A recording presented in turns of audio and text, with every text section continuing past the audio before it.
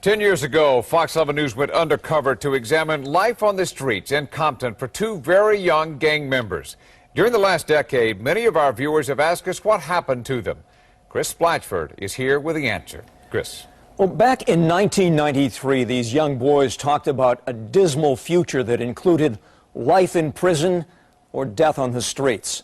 So let's revisit Chucky, Midget, and the Tortilla Flats gang to see if their lives are a self-fulfilling prophecy. Here in Compton, it's the way of the gun. This was all about. It's about the flats and this, the big flash gang. The streets here are no stranger to blood. Tortilla Flats, color enemy. And the Tortilla Flats gang Tortilla Flats has spilled their share of it. That's the way it goes. You play, you pay. Midget has adopted the lifestyle. Tattoos mark his loyalty for life. Hey, get this one right here. Tortilla por vida. He is only 12 years old. Little Midget Tortilla Flat Compton. Midget's 13-year-old brother Woody is also in the gang. Little Woody la Tortilla Flats controla. And they've befriended the gang's newest recruit, 10-year-old little Chucky. Midget and little Chucky, here in the garage where they sleep, show us some handguns. Midget, whose real name is Danny Verduzco, has some deadly plans. Go kill somebody. Go kill my enemies, the one that shot me. In fact, rival gangsters have shot him up twice. An ugly scar reaches across his chest and lower stomach. The first time, doctors had to remove a kidney. The second time, his spleen. Compton School District Gang Intervention Officer Andy Zembel remembers visiting Midget in the hospital. Nearly killed him. And I remember squeezing his hand. He opened his eyes, and I asked him, Danny, you gonna make it? Hang on, hang on. He nodded his head and fell back out, unconscious. Danny, or Midget, later tells how Officer Zembel's caring gave him a will to live. But it doesn't pull him away from the gang. He's soon back carrying a concealed weapon, and sometimes with Chucky nearby. Stealing and stripping cars. That's how we strip cars. And shooting at rival gangsters with his older brother Woody. And Largo, they won't snitch, man. They just keep blasting back at you, and you blast at them. That's just fun. We having shootouts. If my brother dies, if somebody kills him, I'll have to back him up. I'll keep beating those fools up over and over until I kill one of them.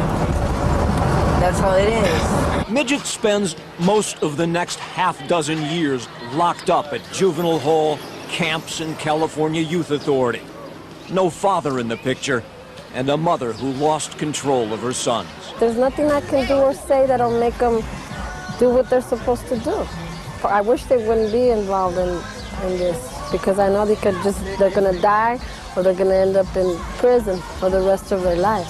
Court records say at age 14, Midget is on a self-destructive path. He's put on psychotropic medication.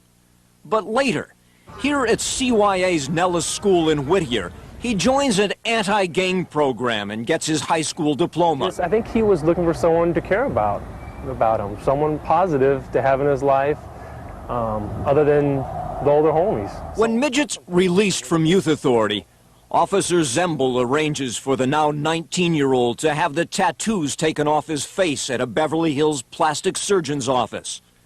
But within days, Midget, called into action by Tortilla Flats gangsters, stabs a 16-year-old and an 18-year-old at a graduation party behind this Long Beach storefront. Both victims live. But 3 months later, there is a Tortilla Flats funeral for someone else. 19-year-old Imelda de la Cruz, drunk at a Compton party, gets into a fight with a rival gang member. Sergeant Marty Rodriguez. She pulled out a gun, and when she pulled out a gun, several other people pulled out guns, and it kind of a shooting, a helter-skelter shooting occurred.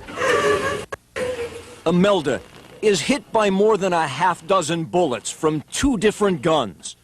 Midget's brother, Ricardo Verduzco, known as Woody, had recently broken up with Imelda. They had a 4-year-old son together named Adrian. Witnesses say Woody, upset and disrespected by Imelda's death, shows up about a half-hour late for the funeral service. Late, say prosecutors, because he's stopped off to murder someone first.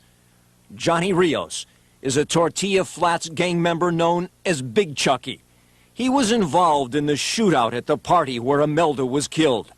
And prosecutor Alan Jackson says that will cost him his life. Johnny Rios is being executed, and there's no question about it. This isn't an accident. Friends since childhood with Woody and Midget. Johnny doesn't hesitate when Midget asks for a ride to the funeral. But when Johnny pulls up in the driveway of this Linwood house, they intended for him to die. Johnny is ambushed. Woody puts 10 9mm slugs into his car, 6 of them fatal. Then Midget walks up and puts 2 .40 caliber slugs into Johnny's head. So close, the shells fall in his lap. The car is still running when cops arrive. Johnny never had a chance. They were making Johnny pay for Imelda's death. That killing, the same day that Woody shovels dirt into Imelda's grave. Woody and Midget are eventually arrested, tried, convicted of first-degree murder, and sentenced to life in prison without the possibility of parole. They became cold-blooded killers, through and through. Midget's sentencing evaluation describes him as everyone's worst nightmare. And county jail intelligence links him to a convicted lady killer named Alfred Salinas, known as Tigre, a member of the Mexican Mafia. Jail Investigations Unit Sergeant Roger Ross says Midget is definitely a Mafia associate. Taking the messages, delivering dope, maybe holding weapons, or basically volunteering to go after people that the Mafia wanted to hit. Then, last January, his face painted with fresh tattoos. Midget gets another 10-year sentence piled on for the stabbings he did in Long Beach 2.5 years earlier. Upset with his court-appointed defense attorney, Midget takes this razor hidden under his eyelid and slashes his 64-year-old lawyer across the face. Just right there in front of a judge and jury to turn around and slash a guy. You obviously don't care about what they do to you. And Midget's final sentencing report concludes he should never, ever set foot into free society again. Very cold-blooded. Daniel Midget Verduzco is now locked up at a maximum security prison in Corcoran. He's 23 years old and sentenced to life without the possibility of parole.